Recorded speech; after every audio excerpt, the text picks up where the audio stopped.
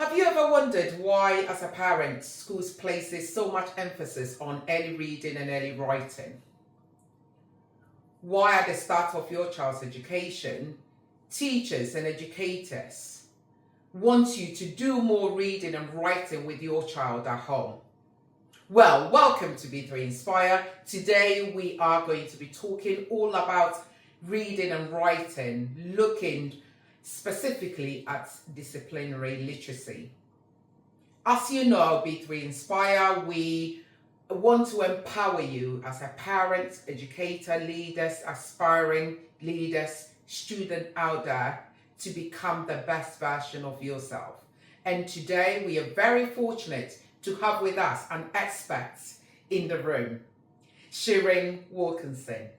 Shareen is an educator with over 20 years experience in the education field, focusing on literacy. She is currently the Executive Director of Education for a renowned multi-academy trust. She's also a Director of Solve Education Consultancy, right? And Shareen's passion and expert is all around literacy. And we're very, very fortunate to have her with us today. She's also an author of many, many books that you as a parent would have probably come across and used with your child at home. She's here today to share with us her insights. And if you are an educator listening to us, you are in the right place, about to take some insight, great insight and learning from the expert on all about disciplinary literacy. So thank you, Shareen, for joining us today. Right, first of all, we would like to ask about, if it's a parent watching or an educator watching or anyone who's not heard of that terminology, disciplinary literacy, they'll be wondering, what is that? Exactly, what is it? What is that? Betty, thanks so much for that introduction. I think when I first talked about disciplinary literacy, teachers looked at me like, oh, is that disciplining your child? Sounds like it. It's not disciplining your child. Disciplinary literacy is about how we read, write and speak across the subjects or the subject disciplines. So when we read in English, we might do decoding or our phonics, or we might look up and think about making inferences from the text or making predictions. That's very different to when we might read in history, science or geography. So if we're reading like a historian, and we'll start off with reading, we can move on to writing a little bit later. We might be looking at the sources we're using, and the author might be important for that. But if we're reading like a mathematician, the author's not really important, and we're actually looking about the content and the calculations that we need to work out, particularly if we're problem solving. So if we're reading like a scientist, again, we might read differently. We might be analysing the data, we might use graphs. So subjects, historians, scientists, artists, mathematicians, read in different ways, and we have to acknowledge that. So does that mean, thinking as a parent, is there a particular way I need to teach my child to read like a historian? Or if let me take myself back into the classroom, do I have to, say I'm a year 5 teacher, do I have to teach my children how to read like historian or have to read like scientist? Where does this fit, and how do we support the children around this? So if we start from the teacher perspective, okay, and we think about whether we want to do writing, for example. So you might be doing a topic, typical topic will be on the Romans, and you might spend 6 weeks on the Romans, really sort of studying it, finding out about them, timelines, etc. And at the end of that 6 weeks, you might want to write about what you've learned. So you might have an inquiry question, how have the Romans impacted on Britain today?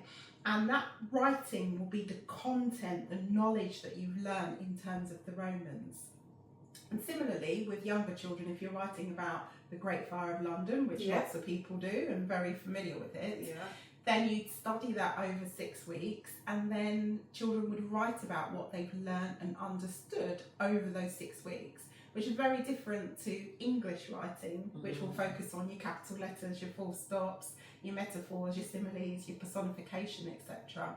So it's really thinking about the discipline.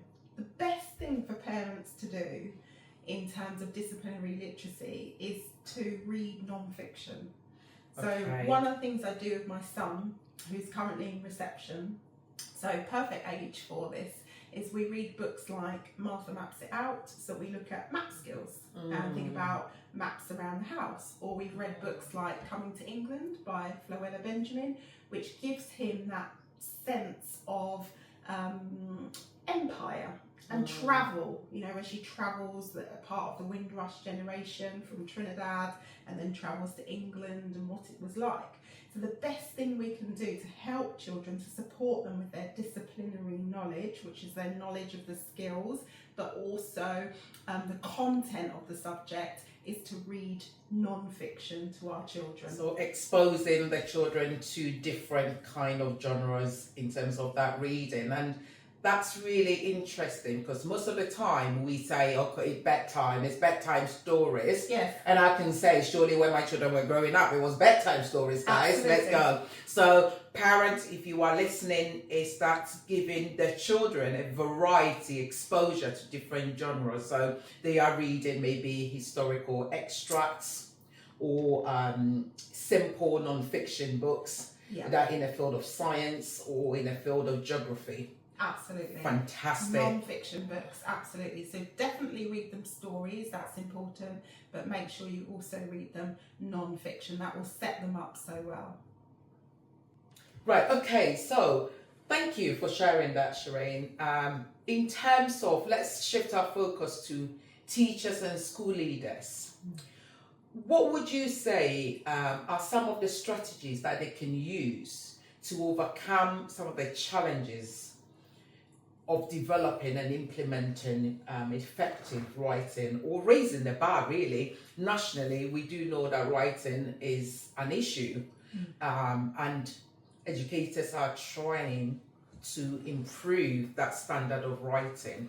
What would you say are some of the strategies that they could use as school leaders, but also as teachers, to support them raise the bar of writing in their schools?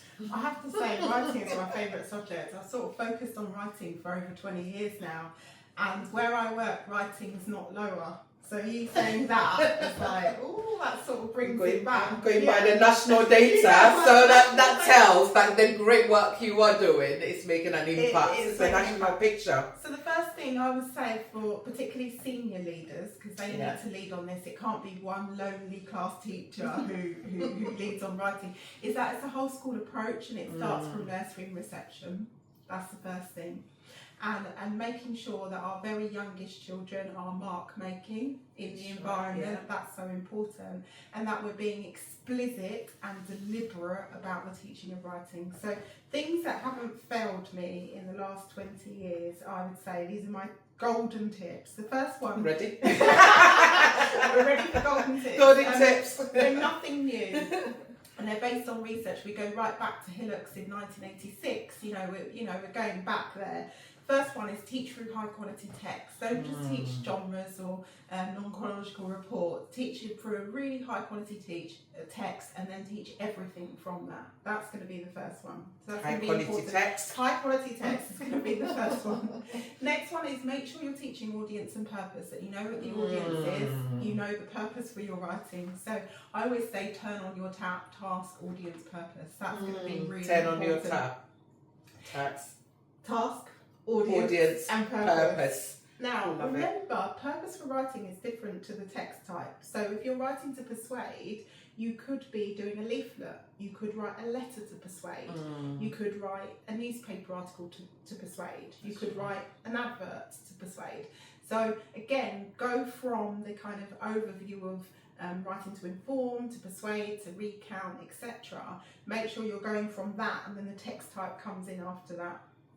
And that's really important, isn't it? Because then that determines which tone. Is it going to be formal? Is that going to be informal? So if you have the audience in mind, then that also helps with the quality of the writing itself, because then you choose the style of that writing. Absolutely. If you're writing informally, you're going to use idioms, colloquial language in it, etc., which is fine. Bringing in South London. Yeah, bringing in the South London, absolutely fine. Where it's used appropriately and within the character. The next one I would say, the third one, because I can talk about this for England, is make sure you've got a really good teaching and learning strategy and teaching and learning approach, and model writing. Don't just put up a pretty piece of writing that you've written the night before. Or sometimes with the help of AI recently, it's good leveraging, but you can use AI, but have it on a piece of paper and at least pretend to write. That's right. I'm thinking, I'm going to start with a capital That's letter. right. And really model that process. And that hasn't failed me. No, yet. but Model also the process. it's okay for the children to understand that when they are writing, they can get stuck. Yes. And it's okay for them to stop and think about that processes, isn't it, of thinking. Because if you then produce this amazing piece, they're going to think they can do it, because that's not how it works. Whereas if you are modeling your thought process, then of course the children can see, they can pause, they can think about it, they can get a dictionary to look at a word in there. I agree. Explicit instructions. Explicit instructions. That's going to be really Love cute. it. And I think, sorry, can I just add 2 more? Go, let's go. We've got 5. Great. Why not? Let's go. It is really good to have a writing frame, to have a scaffold for children. But what we have to remember is we need to remove the scaffold at some point.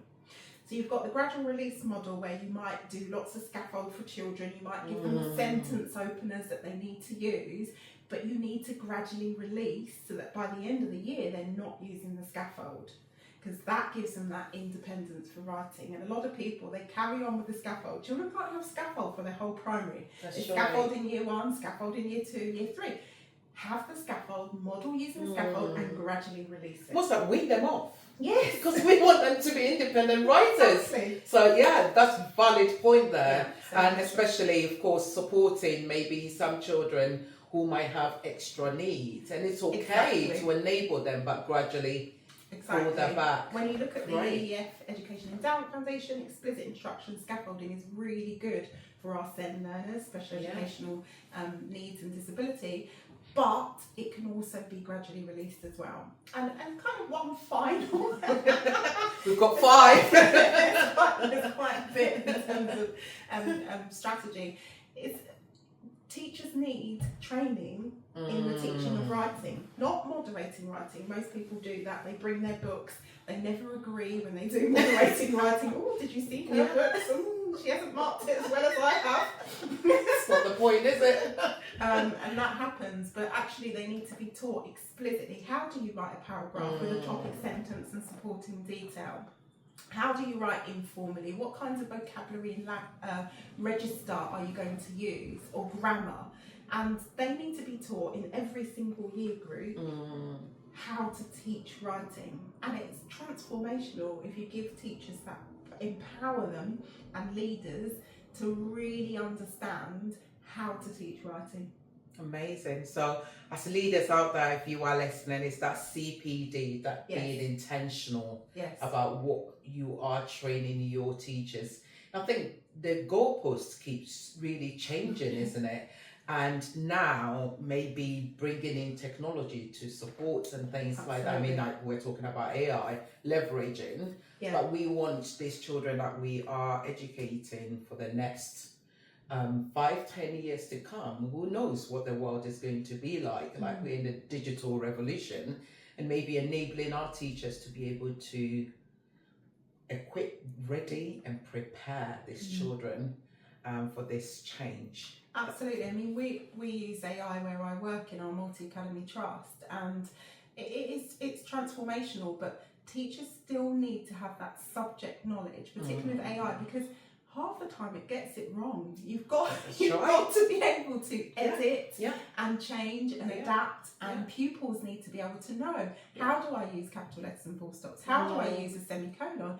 So that when it doesn't quite go right with AI, that they know the correct way of doing it. It's that human intelligence cannot replace that artificial intelligence, is what we talked about. Absolutely. Isn't it? It's fantastic. It's useful, totally has its place. But we should leverage on it, but it's not going to replace you as the expert in the room. No. Fantastic. Thank you, Shareen, for sharing those 5 top tips. So first one, just going to quickly recap.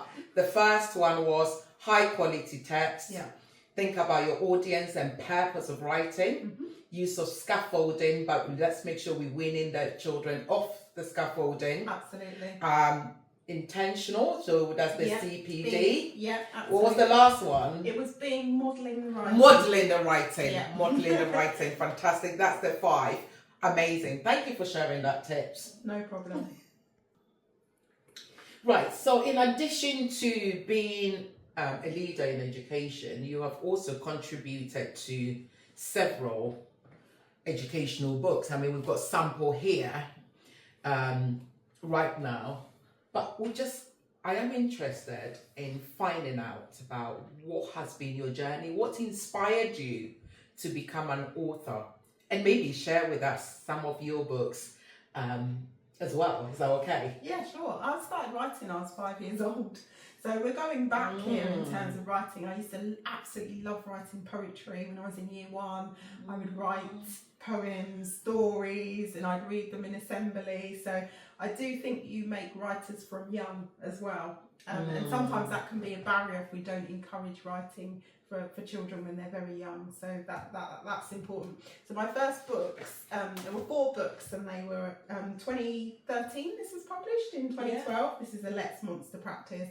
And it was just kind of phonics, home learning books for children. And I'd reviewed some books previously, and they the publisher said to me at the time, it was Collins at the time, "You've reviewed these books, do you fancy writing some books?" So that, and I thought, oh, I'm not sure, but I've been writing since I was about 5, year 1. So I said, okay, I'll give it a go. So, and the rest is history. I love this. Feel that fear and do it anyway. Just do it. It's like, that's become my mantra, isn't it? Like, yeah, why not? Give it a go. And the decade over, look at this. Yeah. And there's more coming up. This is phonics more recently, so this was 2023. I mean, this is like #1 bestseller on Amazon. Fantastic.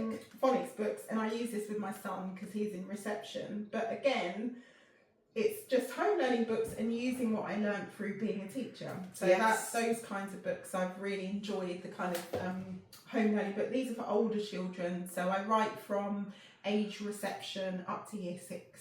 So those are who I write for. So that's age 8 to 10 English. So anything English, I'll write. Do you know what's interesting was the fact that, and I've got to share this story. So years ago, I mean, those of you that know, the years that I taught the most in my teaching career was year 6. And anything SATs, yes.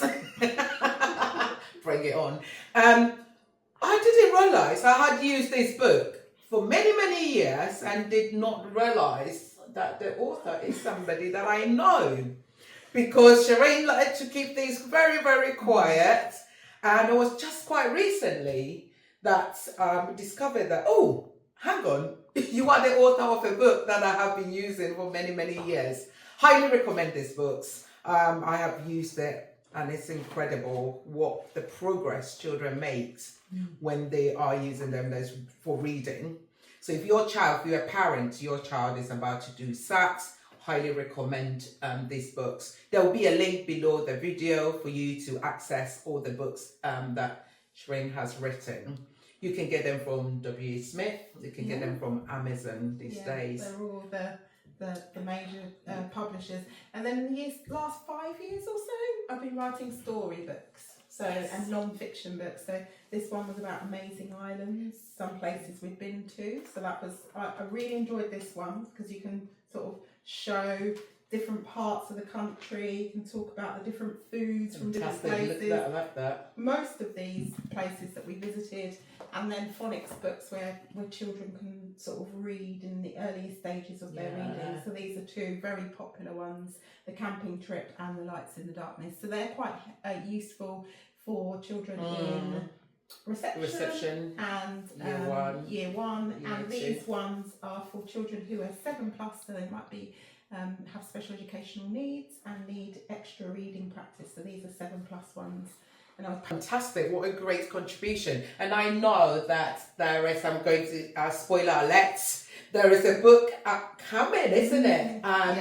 Which is disciplinary literacy. Yeah, it's disciplinary literacy in the primary school. It's taken me about 2 years to write, 5 years in the making.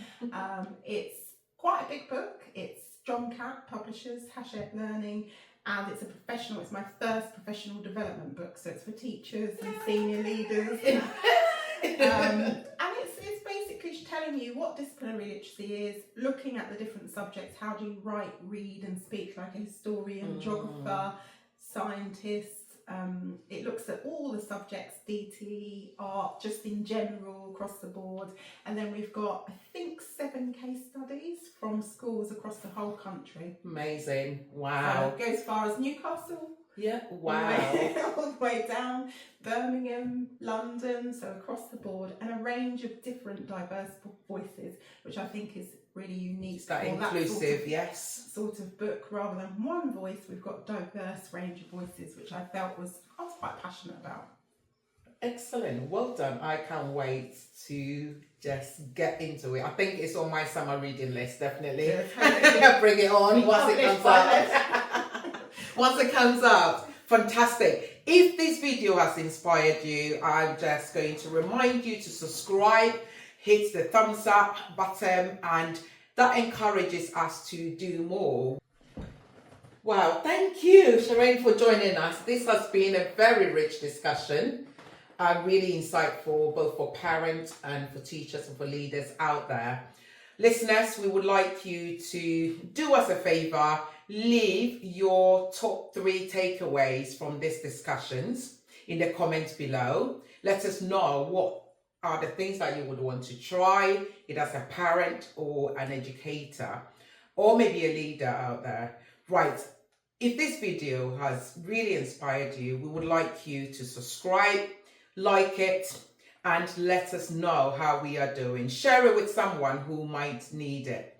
And until we meet again in our next video, remember, build your foundation, believe in your potential, and become unstoppable. Thank you for joining us, and thank you, Shareen. Thank you.